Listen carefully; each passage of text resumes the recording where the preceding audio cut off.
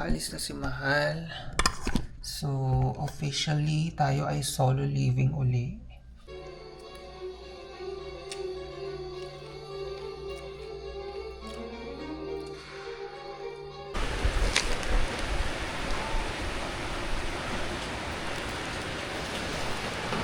Good morning! Today, aalis si Mahal. May work ulit siya sa Manila. Monthly kasi yan.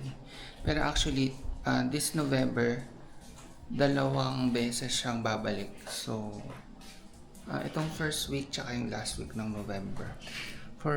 Bago siya umalis, magka-car wash muna kami. Pero bago yon, breakfast muna. Nagluto ko ng spaghetti. Ang ginamit kong spaghetti sauce ay yung UFC Filipino style. Ay, napakasarap with parmesan. Kahapon ko to binili sa Walter Mart sa Candelaria. Tapos itong spaghetti noodles. Napakasarap pala nito. With parmesan siya. UFC spaghetti sauce with parmesan. Ngayon ko lang natikman. Tapos maliit lang yung binili ko kasi first time nga. Ginisa ko lang siya tapos nilagyan ko ng konting toyo. Usually naglalagay ako asukal pero sa kanya hindi na kasi may konting tamis na siya kasi Filipino style yung nakalagay. Ngayon magtitimpla ako ng kape, yung nabili ko rin kahapon sa Candelaria sa Walter, yung tawag dito, James. First time ko rin itong titikman tong 7-in-1. Eto, yan. I think 100 plus ata to kung hindi ako nagkakamali. 164 ata. Pero ano na siya, 12 sachets na. Meron siyang agaricus mushroom, Korean ginseng, spirulina, ganoderma. O diba? Tingnan natin kung masarap ba.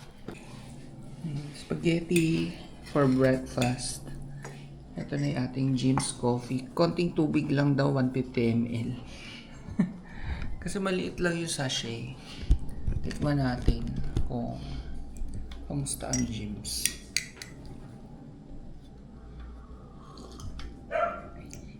Masarap.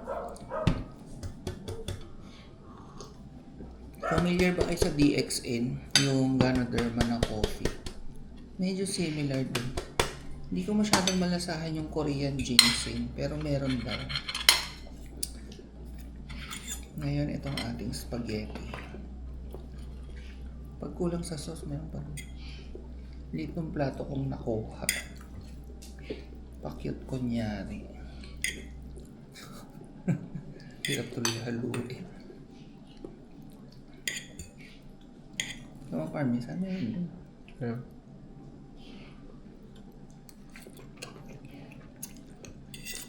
Yung hotdog na nakikita nyo ay bangus hotdog.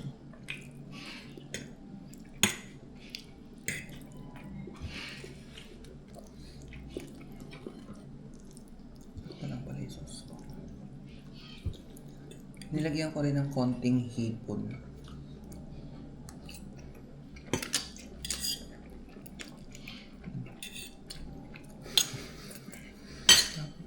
Ito ba yun?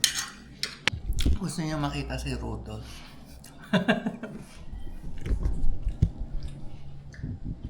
Yan ang kanyang, ang aga ng Christmas costume mo. November pa lang.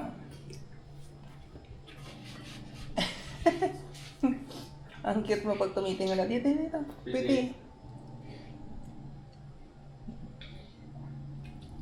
Ganda naman yan. Kain tayo. After ito magka-car wash kami. So sa kami mag-car wash. Grabe, kapagod. Mamimintas tayong sili.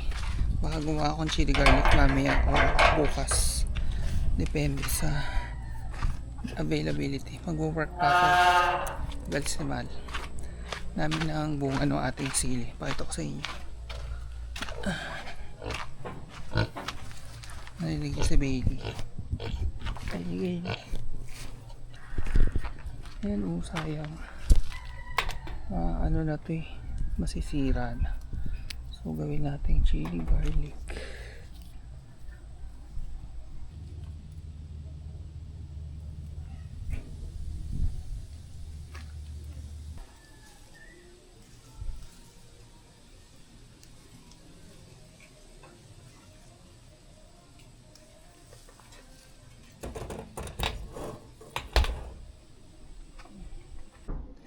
Hindi pa ganun karami or hindi na ganun karami pero pwede na yan. Makakagawa na tayong chili garlic dyan. Damihan na lang natin garlic. Ay, pahinga lang tapos walking kay babies. And then, luto ng lunch bago umalis si Mahal. Magandang tanghali. Ako ay nag-break muna sa work para kumain. Actually, mag-1 p.m. na. Nakaalis na si Mahal. So, officially, tayo ay solo living uli. For 4 days. Nagluto ako ng corned beef na may tawag doon cabbage. Ito ang aking ulam. Shucks, umulan. Sana hindi siya nabutan ng ulan kasi kaka-car wash lang namin. Nagre-reklamo kasi yun last time. Nag-car wash kami tas umulan pagdating daw sa Manila. Ang dumi-dumi na agad. Sayang sa effort. Kain tayo. Kain muna ako. Natapos ko lang i-walking at pakainin yung mga babies. So ako naman yung magme-merienda. And may natitira pa akong work pero bukas na lang ng umaga. Kasi magre-relax muna ako. Dahil tawag doon. Pagod na ako doon sa car wash namin kanina. Kasi napagod ako doon. Tapos diretso work pa ako. Magdi-decaf lang ako ng kape. Tapos may oat milk pa ako. So iced coffee ang gagawin natin. Nagluluto ko ng pasta. Yung tira namin kanina, niluto ko na lahat yung natirang hindi lutong pasta para yung sauce hindi masayang, hahalo ko na lahat. Tapos merienda ko yung iba ngayon, breakfast ko yung iba tomorrow. Para hindi na ako magluluto ng breakfast bukas, diretso work na ako. And habang nagme-merienda ngayon, manonood ako ng Eat Welcome to Dairy. Nakita ko lang pinost ni Madam Faye. Hi, Madam Faye. Salamat. Nagkaroon ako ng mapapanood niya yung hapon. 2 episodes pa lang.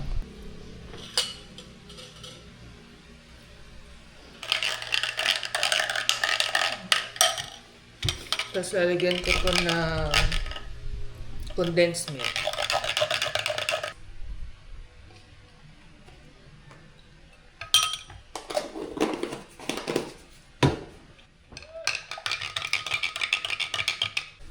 So, kailangan ko mag-ice coffee kasi hindi naman mahilig si Mahal dito sa outside. Ako lang. Kailangan ubusin to agad kasi hindi naman to pwede tumagal ng 1 week. Kaya araw-araw ako mag-ice coffee. Tsaka wala nga pala siya. At yun nga, kahit nandito siya, hindi siya mahilig sa oat milk. Ako lang. Yan ang ating iced coffee na decaf. Taste. Sarap. So next is yung ating spaghetti. Alam niyo ba, for some reason, itong week na to, sobrang tamad na tamad ako. I mean, nakakapag-work naman ako, pero alam niyo yung feeling niyo na walang gana, ganun. I don't know. Tapos yun nga, di ba namitas ako nito, supposedly today ko to gagawin. Pero as usual, yun nga, tinatamad ako. Buti na nakakapag-work ako eh. So ito na yung tira nating sauce. Marami pa kasi Kaya niluto ko na lahat yung pasta. Tapos ay hahalo ko na siya lahat dito.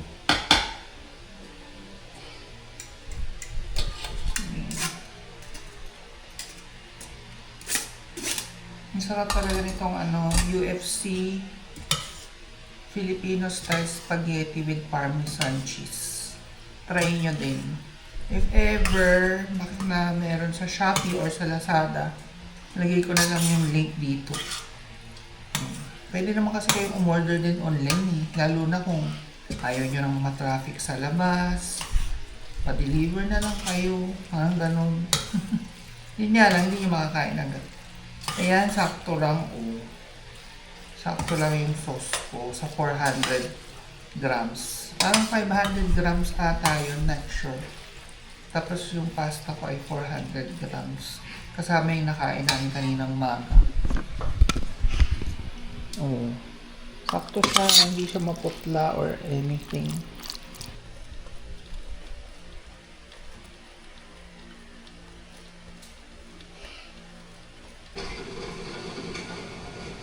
You alright, young man? Just tell us where home is, and we'll get you back to your parents safe and sound, okay? Good morning. Kakatapos lang ng work ko. Maaga pa, ano pa lang, 9 o'clock. So ngayon pa lang ako mag-breakfast. Maaga natapos yung work kasi today is a Saturday, dapat kahapon pa yung tapos. Tinamad lang ako diba ng hapon. Kaya sabi ko ngayong umaga ko na lang tapusin. And ang breakfast ko ay yung tira kong spaghetti. Meron pang merienda ulit. Ang dami. Naiinit ko lang sa microwave. Mas merienda ko rin ba, mami? Ang bigat-bigat ko na. Alam niyo ba, nagtimbang ako kanina. Almost 80 kilos na ako. Target weight ko talaga is 70. So, 10 kilos yung kailangan kong kilos. Grabe, ang hirap nun. So, kailangan mag-diet. Alam nyo ba, talagang yung weight problem ko, bata pa lang ako, up and down na talaga siya. Alam niyo naman yan kung ano-anong diet na yung ginawa ko, pero minsan pumapayat. Pero mas madalas, malaki talaga.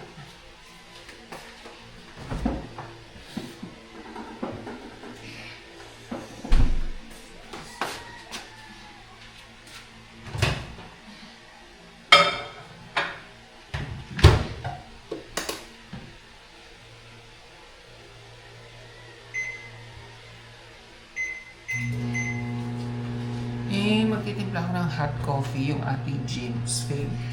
Nagustuhan ko siya. Hindi naman sa favorite, nagustuhan ko lang siya. Tsaka yun nga, makakatulong sa pagiging healthy dahil sa mga mushroom, ginseng, spirulina, mga ganun.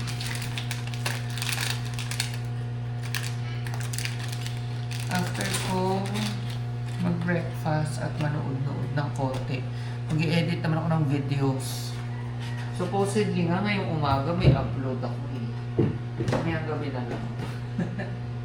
Kain mo lang doon. For lunch, magreprito lang ako nitong dilis na walang ulo. Favorite ko na. Tapos, deternohan ko siya ng mangga. Wala na kasi kaming kamatis, sayang. Mangga na lang na hilaw. Tapos, tawag ito. Indian mango yon nabili namin sa Candelaria. And, itlog na maalat. And, bet kong ulam ngayon. May tira pa akong unmeat corned beef na inulam ko kahapon nung ginisa ko sa cabbage. Pero parang hindi ko siya bet today. Baka bukas na lang. Nasa ref naman yun. Ito ang ating ulam. Hindi ko marunong magprito nito. Basta pag napalutong na, hanguin na, parang ganun. Ito na ang aking ulam. Yan, mangga, sibuyas, sili, itlog na maalat. And then ito yung ating dilis. Kanin lamig pero ininit ko sa microwave. Lunch tayo habang ako ay manonood.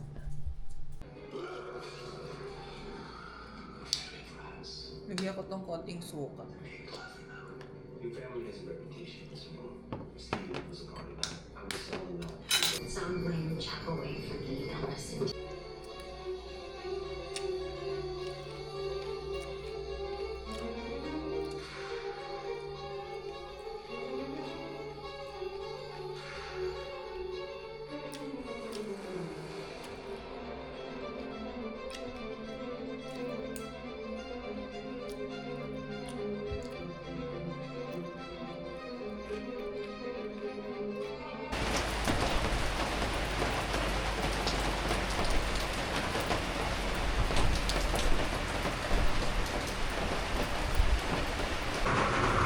Good morning. Actually, hindi good yung morning kasi sobrang maulan. Parating na yung bagyong U1 or U1. And actually, may work si Mahal sa Manila pero hindi sila natuloy dun sa site nila dapat today. So, uuwi na lang daw siya. Sabi ko mag-ingat siya kasi wala pang hangin dito pero maulan na. I think mamayang hapon or gabi ata yung bahangin talaga. So, medyo nakakatakot din. Yun. Anyway, magluluto na ng aking lunch. Hindi ko na napakita sa inyo yung breakfast ko kasi wala akong gana mag-vlog dahil ang ulan-ulan today. Kaya lang, ito, kailangan para ma-document din natin kung ano yung nangyayari dito. So far, yun yung maulan pa. So, tira-tirang rice na lang yung kakainin ko. And yung natira kong corned beef, ng isang araw pa ito, na-ref ko lang. Ito-torta ko na lang. Tatanggalin ko yung sabaw. So, yun ko siyang torta. Kung nasa lugar man kayo na apektado ng matinding hangin, grabe nakita ko sa Catanduanes. Sobrang lakas ng hangin at bumabahan. Mag-ingat po tayong lahat. Ako nga kinakabahan din mamaya kasi mga gabi daw or hapon maglalandfall sa bandang Isabela or Aurora. Pero tatahihakin niya yung parang gilid, mahahagip yung Quezon. Malapit kami sa Quezon. In signal number 3 na kami sa Laguna. Wala pa namang hangin. Tingnan natin.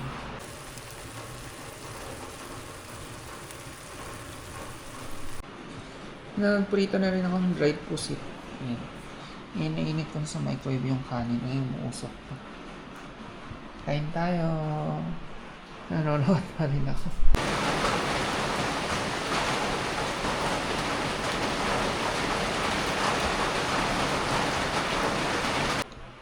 Nakapag-vacuum nakapaglampaso ako ng sahig para pagdating ni Mahal ay malinis naman. Kasi maaligas gas dahil sa mga paa ng mga babies. Update sa ulan, hindi pa naman siya ganun kalakas. May pabugso-bugso lang minsan. Kaya pakita ko sa inyo sa second floor. Sakto ako yung magtutupi din ng damit. Naglaba pa kami kahapon, nung isang araw. Tapos kahapon tuyo na, kaso hindi ko naman naisampay dahil kahapon ay may work ako. So after work, syempre, hindi naman ako magsampay. Pakita ko dito sa inyo sa balcony. Ay nako, itong contractor namin, tingnan niyo yung ginawa pala. Di ba nagka-molds dito, tapos pininturahan lang. Dahil pininturahan lang, ayan, bumalik na naman. Oh. Ilang beses na namin sa kanila yung nirereklamo. Ang gagawin lang, ayan, pininturahan. Ang dinadahilan nila, nagbabara daw ng yung dahon sa gutter sa taas, ay sa, yung parang anuhan ng tubig, labasan pag umuulan. Yan, kakalinis lang yan nung pumunta sila, oh. So, malamang di yan barado. Talagang may tulo. Ewan ko ano mangyayari dyan. May nag-quote sa amin dati 50,000 gagawin yung buong bubong. Babaguhin daw yung design. Actually, medyo okay na yung presyo yun. Pero, ewan ko baka ngayon mas mahal na yun kasi last year pa yun. So, ito yung ilagay ng panahon dito sa mula sa balcony. Usually may bundok doon, pero ngayon hindi kita. So, hindi naman masyadong mahangin, may pabugso-bugso lang. Tapos, minsan lumalakas yung ulan, minsan humihina. Hopefully, ganyan lang. Sa mga sobrang apektado, sana safe kayo. Ito yung mga tutupiin ko. Umpisahan ko na para pagkatapos maliligo na ako. Yan. And then, relax lang. Maya-maya nandito yun si Mahal, pa-check out na raw siya. Pag walang traffic, mga 3 hours lang yung biyahe, no? So, tapusin ko na muna to.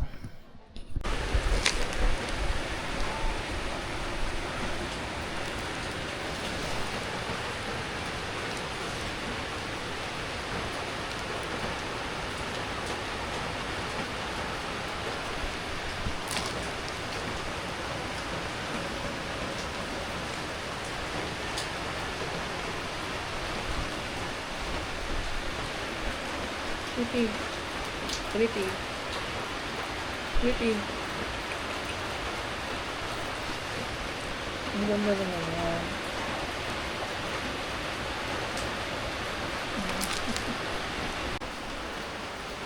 Yan, kasalukuyan kaming binabagyo. Pero kailangan pa rin mag-walking. Tapos na yung dalawang maliit pinasa ko na kasi inuubo na lalo si Andon. Ay, sa ulan.